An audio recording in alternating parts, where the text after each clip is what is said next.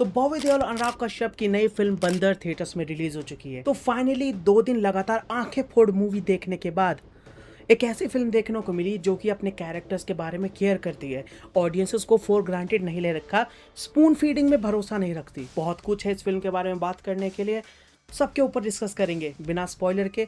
तो अगर तुम लोग इस चैनल पर नए हो प्लीज सब्सक्राइब।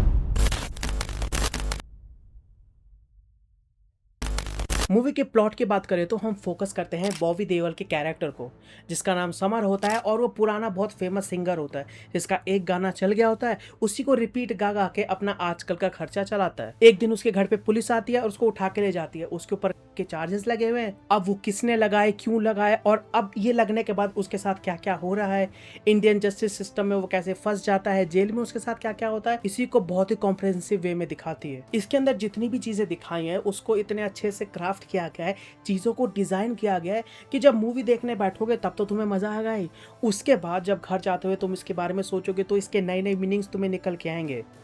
दोबारा देखोगे तो फिर से डिकोड करोगे चीजों को। करीबन 2 घंटा 20 मिनट के आसपास इसका रनिंग टाइम है और ये मटेरियल से भरी पड़ी है, बहुत वैरायटी ऑफ टॉपिक को टच करती है। ऑलरेडी जिस टॉपिक के ऊपर ये मूवी है वो बहुत ज्यादा सेंसिटिव है और उसको बहुत ही अच्छे वे में दिखाया है। मूवी जितने भी टॉपिक्स को कवर करती है उनको एक शेप देने के लिए एक कैरेक्टर का रूप दिया हुआ है, और जितने भी कैरेक्टर्स है उन सभी की कहानी सिर्फ तुम 2-3 डायलॉग्स में समझ जाओगे। उनकी शुरुआत कैसे हुई, उसका अंत कैसा हुआ, जिनका नहीं दिखाया वो तुम्हारे इमेजिनेशन पे छोड़ दिया, और जिनका दिखाया उनको ऐसे सटल वे में दिखाया कि तुम बस सोचते रह जाओगे। हर एक कहानी को विजुअली दिखाया है। वो कहते हैं ना, शो डोंट टेल, ये वाली प्रिंसिपल काफी जगह यूज हुई है। बस ये भी है कि ये पूरी मूवी जेल में शूट हुई है तो यहाँ पे एक्सपोजिशंस भी काफी ज्यादा हैं और वो भी अच्छे से यूज किया है। बहुत सारे कैरेक्टर्स तुम्हें इसके अंदर देखने को मिल जाएंगे। ऐसा समझ लो कम स्क्रीन टाइम और ज्यादा इम्पैक्ट। कुछ भी स्पून फीड नहीं करती ना ये। जो भी उस कैरेक्टर्स के लाइफ में चल रहा होगा वो 2-3 डायलॉग और 2-3 हरकतों में दिख जाएगा। उसके बाद फिर कोई इवेंट होगा, वो हुआ क्यों तुम अंदाजा लगा लो। कुछ कैरेक्टर्स को बस यूं ही दिखा के छोड़ दिया है, किसी किसी कैरेक्टर्स की पूरी कहानी को एक्सप्लोर कर लिया। और इतने ज्यादा इसमें कैरेक्टर्स है ना, उनके ऊपर अच्छे से मैं बात करना चाहता हूँ। बस मैं नहीं चाहता कि इसमें स्पॉइलर मिल जाए। जब मैंने मूवी का ट्रेलर देखा था तो मैंने देखा इसमें राजवीर शेट्टी हैं। उनको देखने के लिए मैं एक्साइटेड था कि उनको कैरेक्टर को कैसे ट्रीट किया है, पर भाई उनको देख के 2 सरप्राइजेस मिली। पहला तो ये कि जैसा उनका कैरेक्टर है और जिस तरीके से उनको पोर्ट्रे किया है भाई देख के दिमाग खराब हो जाता है। और दूसरा ये कि एक उन्हीं की बहुत फेमस फिल्म है गरुड़ा गमना विश्वा वहना, शायद मैं सही बोल रहा हूँ, उसी फिल्म का एक फेमस गाना भी फिल्म के अंदर यूज किया है, चंद्रचूड़, जो भगवान शिव की एक स्तुति है। अगर तुमने राजवीर शेट्टी के फिल्मोग्राफी को थोड़ा बहुत भी एक्सप्लोर किया है तो तुम्हें मजा आएगा वो सुन के। बहुत सारे डिफरेंट कैरेक्टर्स इसके अंदर मिल जाएंगे और हर एक को प्ले करने के लिए अलग अलग जगह से एक्टर उठाए हुए हैं। अगर तुम सिनेमा को फॉलो करते हो तो तुम लगभग हर किसी को पहचान लोगे। बहुत अलग सा लगता है देखने में, बहुत रिफ्रेशिंग फील होता है। एक आदमी बैठ के मलयालम बोल रहा है, एक कन्नड़ में बात कर रहा है, मतलब मजा आ जाता है। बंदर मुझे विजुअली बहुत ज़्यादा स्ट्रॉन्ग लगी। अब जो कि ये स्पून फीडिंग नहीं करती तो कैमरा, एनवायरनमेंट, सिनेमेटोग्राफी ज़्यादा हैवी लिफ्टिंग करते हैं। सिर्फ 2-3 शॉट और सीन्स ही काफ़ी होंगे इस मूवी के बहुत बड़े पोर्शन को आराम से बताने के लिए, और वहाँ भी बिना डायलॉग के तुम्हें चीज़ें समझ में आ जाएंगी। वैसे तो पूरी मूवी ही इन एग्जाम्पल से भरी पड़ी है, पर 2 हैं जो कि कहानी से उतना रिलेटेड नहीं है लेकिन इम्पैक्ट काफ़ी बड़ा है उनका, और वो मेरे दिमाग से भी हट नहीं रहे हैं। तो सुनो, अब जेल के अंदर क्या क्या कांड होते हैं वो तुम्हें पता ही होगा। तो शॉट कुछ ऐसा है, बॉबी देओल का कैरेक्टर नीचे बैठा हुआ है, नीचे से आधी स्क्रीन उसके चेहरे पे है और पीछे ब्लर में कुछ हो रहा है, और वहां जो चीज दिखाई है भाई साहब वो चीज तुम्हें पता चल जाएगी क्या है। और बस सही बताओ तो वो तुम फील नहीं, वहाँ समझ नहीं आया कि क्या फील करूं। ये सारे जो कांड है हम अपने मेन कैरेक्टर के पॉइंट ऑफ व्यू से देख रहे हैं तो वो और भी ज्यादा हॉन्टिंग लगती है, हार्ड हिटिंग है, और ब्लर को इतना ज्यादा कर रखा था कि ज्यादातर काम हमारी इमेजिनेशन कर रही थी। और तुम्हें पता ही है जब अपना इमेजिनेशन यूज होता है तो बात कहाँ से कहाँ चली जाती है। दूसरा आता है मूवी की स्टार्टिंग में, जहाँ पे वो चीज़ दिखाई हुई है जो बड़े एक्टर्स करने के लिए उतना कंफर्टेबल नहीं होंगे। जब भी तुम जेल के अंदर जाते हो तो कहा जाता है ना कि खांसो, और किस लिए वो हम सबको पता है। यहाँ पे उसको एक नई तरीके से दिखाया है। हमारा मेन कैरेक्टर एक एक्स्ट्रा को वो चीजें करते हुए देख रहा है जिसको कोई आदमी भी देखेगा तो दहल जाएगा। फिर हमारा कैरेक्टर जाता है, कैमरा कहीं और मूव हो जाता है और बस साउंड में बताया जाता है कि बस वो चीज हो गई। तो स्टोरी को दिखाने का बहुत अलग अलग तरीका इन्होंने यूज किया और हर बार मजा आता है देख के। तुम्हारी इमेजिनेशन पे इतनी सारी चीजें छोड़ दिया कि तुम्हारे मन के अंदर एक अलग फिल्म चल रही होती है। इसका जो पूरा विजुअल स्टाइल है फिल्म को कॉम्प्लीमेंट करता है। जितनी डार्क इसकी स्टोरी है उतना ही डार्क इसका एनवायरनमेंट है। गंदा है, घिनौना है और पूरा ब्लैक ब्लैक चलता है। उसमें भी जो एक तरीके का इमोशन ये लोग पोर्ट्रे करना चाहते हैं उसको भी सिर्फ एक तरीके से दिखाया है। कहने का मतलब मूवी में एक सीन आता है, नहीं एक्चुअली 2 सीन्स आते हैं जहाँ पे कैरेक्टर्स रोते हैं और भाई जब वो रोएंगे ना तुम्हारा भी आंसू निकल जाएगा, और उसको भी स्क्रीन के एक ही तरफ दिखाया है। पहले जब बॉबी देओल का कैरेक्टर रोता है तो उस वो भी राइट हैंड साइड में है, और जब सानिया मल्होत्रा के कैरेक्टर के ब्रेक डाउन होता है वो भी राइट साइड में। अब ये कॉन्शियस चॉइस थी कि नहीं पता नहीं, पर ब्रिलियंटली एग्जीक्यूट किया है। वहाँ का केओस, टेंशन, बस इतना ज्यादा हैवी फील होने लगता है कि मजा आता है। Through out is running time ये लोग डिफरेंट शॉट्स यूज करते रहते हैं कहानी को एक अलग तरीके से दिखाने के लिए, और हर एक शॉट का एक अलग ही इम्पैक्ट होता है। जैसे जैसे मूवी आगे बढ़ती है क्लोजअप्स और भी ज्यादा पास आने लगते हैं। एंड में आते आते तो इन्होंने सिर्फ एक आंख का क्लोजअप दिखा रखा है कि वो मैसेज कोई कर रहा है और हम बस उसकी आंखें देख रहे हैं। वहाँ पे इमोशन, वो हैवी इमोशन फील हो जाता है। जस्ट वाव। मूवी जैसे जैसे आगे बढ़ती रहती है कहानी की सीरियसनेस भी बढ़ती है और वो क्लोजअप्स का इम्पैक्ट भी बढ़ते जाता है।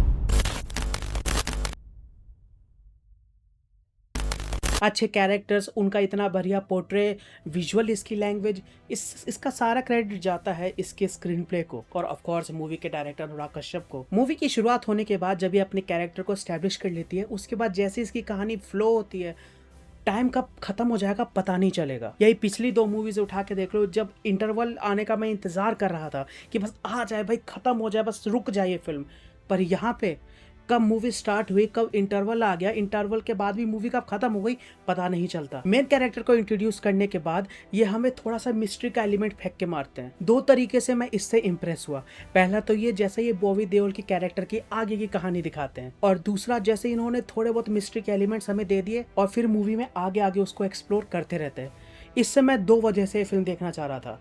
एक तो ये कि बॉबी के कैरेक्टर के साथ आगे क्या होगा, क्योंकि उसका एनवायरनमेंट इतना ज़्यादा क्रेजी था कि तुम उसको बार बार देखना चाहोगे, और दूसरा ये क्या जो एलिगेशंस उसके ऊपर लगे हैं वो सच है कि नहीं। वो जो कैरेक्टर हमें एक दिखाया गया है वो क्या किया, क्यों किया और क्या हुआ उसके साथ, वो सच है कि नहीं। बहुत कम ही ऐसी मूवीज होती है जो अपनी कहानी से तुम्हें ऐसा हुक कर ले कि तुम खुद ही देखना चाहते हो कि आखिरी में क्या होगा। ये चीज बंदर बहुत ही ब्रिलियंटली करती है। इसका स्क्रीन पे बिना कुछ टाइम वेस्ट किए बहुत ही टाइट पैक में कहानी कह देता है, और बहुत कुछ कहता है, वो भी ऐसे कि बाकी जो चीजें कही जा रही है अंडर द लेयर, अगर तुम उस पर ध्यान तब ना दो तब भी मूवी तुम एंजॉय करोगे। और भाई इसके डायलॉग्स, अनुराग कश्यप की मूवी है, उसके डायलॉग्स तुम अलग ही पहचान लोगे। और उनकी मूवी में हो पुलिस स्टेशन हो, पुलिस वाले हो और विक्टिम के साथ उनके एक नोकझोंक ना हो, ऐसा हो ही नहीं सकता। तुमने इनकी फिल्म अगली तो देखी ही होगी, उसका जो स्टेशन वाला सीन है वो बहुत ज्यादा फेमस है। वैसा ही तुम्हें कुछ इस फिल्म में भी देखने को मिलेगा। मैं कंपैरिजन नहीं कर रहा, अच्छा बुरा नहीं बता रहा, बस ये कह रहा हूँ कि उस ब्रिलियंट सीन जैसे ये भी उतना ही बढ़िया है। इसमें भी वैसा ही कंफ्यूजन, इसमें भी पुलिस की वैसे ही लैंग्वेज, एक सेम तरीके का ही एनवायरनमेंट, और तुम्हें उस कैरेक्टर के लिए बुरा भी लगेगा और देख के हंसी भी आएगी। और भाई पुलिस वाले जो लैंग्वेज इसके अंदर यूज करते हैं सही में लगता है कि भाई ये पुलिस वाले हैं। नहीं तो मासी मूवी देख देख के लग ही रहा था कि पुलिस वालों में दम नहीं होता। इसमें लगता है ना एक छोटा भी चाटा बजा के चला जाता है। इसमें भी एडिटिंग सटली बहुत सारी चीजें कर जाती है। कभी कभी ऐसे जगह कट मार देगी कि वो सीन बहुत सीरियस से फनी हो जाएगा, और कुछ ऐसी जगह कटिंग मार देगी तो वो सीन सीरियस से और ज्यादा सीरियस हो जाएगा। मतलब बेसिकली एडिटिंग काफी अच्छे से करी गई है। और सेमी लेवल पे इसका बैकग्राउंड म्यूजिक, वैसे कहानी जितनी सीरियस है तो ज्यादातर मूवी में म्यूजिक है ही नहीं, और जहाँ है उनका प्लेसमेंट कमाल का लगता है। ये म्यूजिक ना होना कभी कभी फनी हो जाता है, कभी कभी हार्ड हिटिंग, और कभी कभी तुम्हें ड्रेड वाली फीलिंग भी दे देगा। हर जगह एक अलग इम्पैक्ट करेगा, और जहाँ पे इन्होंने म्यूजिक यूज किया है वो पोर्शन तुम्हें याद रह जाएगा। हालांकि पूरी मूवी में ही ऐसी जैसी चीज होती है जो तुम भूल नहीं पाओगे, पर वो पोर्शन एक स्पेशल प्लेस रखता है। हो भाई फिल्म के गाने, अनुराग कश्यप की मूवी है, उसके गाने अतरंगी ना हो तो ऐसा तो चलेगा नहीं, तो इस मूवी के गाने भी वैसे ही हैं। पिंजरा टॉप मोस्ट, क्योंकि यहाँ पे राजबी शेट्टी भी नाच रहे, और क्या नाचे हैं फिल्म के अंदर वो भाई कमाल के। और अनुराग कश्यप की फिल्म के अंदर लोग नाचते हुए कितने अजीब लगते हैं और कितने बढ़िया लगता है उनको देखना, तुम जानते ही हो। उसी का कुछ फ्लेवर तुम्हें इस फिल्म के अंदर देखने को मिलेगा।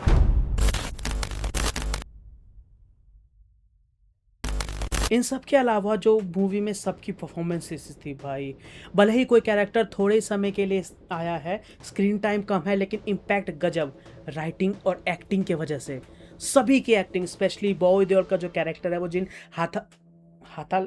वो जिन हालात से होके गुजरता है, जैसी सिचुएशन में है उसके साथ जो जो कांड होते हैं, वो कैसे अपनी समझ से दुनिया को समझने की कोशिश कर रहा है, उसके साथ क्या हो रहा है। और इस विलन का कैरेक्टर भाई साहब, वो तो एक उसके ऊपर तो पूरी थीसिस लिखी जा सकती है जिस तरीके से उसको दिखाया गया है। बाकी जिन कैरेक्टर से वो मिलता है उनकी परफॉर्मेंसेस, यही फ़र्क होता है ना कि जब तुम कैरेक्टर को प्ले करने के लिए एक प्रॉपर एक्टर को चुनते हो, वो कहाँ का है फ़र्क नहीं पड़ता। सिर्फ दोस्ती यारी में नहीं चुन लिया कि तू आजा तू कर लेगा। वैसे इसके अंदर दोस्ती यारी भी शायद हो सकती है, पर एक्टर्स इतने गजब के कि कुछ भी फील नहीं होता। थोड़े से स्क्रीन टाइम के लिए आएंगे पर इम्पैक्ट इतना बड़ा होगा कि तुम भूल नहीं पाओगे। तो लास्ट में कहूँ तो अगर तुम्हें मूवीज देखना पसंद है थोड़ा सा भी, भले तुम्हें अनुराग कश्यप पसंद नहीं है, भले तुम्हें बॉबी देओल की शक्ल पसंद नहीं है और भले तुम उनको पसंद करते हो, फर्क नहीं पड़ता। अगर तुम्हें मूवी देखना अच्छा लगता है जाओ इस फिल्म को देखो, मजा आ जाएगा। बहुत कम ही हमारे यहाँ से ऐसी मूवीज निकलती है जो कि स्पून फीड नहीं करती, जो कि ऑडियंस का अटेंशन मांगती है, चाहते कि तुम भी मूवी के साथ पार्टिसिपेट करो, अपना दिमाग लगाओ और सोचो। ये उन्हीं मूवीज में से एक है, प्लीज डोंट मिस इट। बाकी ये थे मेरे थॉट्स, तुम्हारे क्या ओपिनियन है इसको लेके नीचे कमेंट्स में जरूर बताना एंड सब्सक्राइब।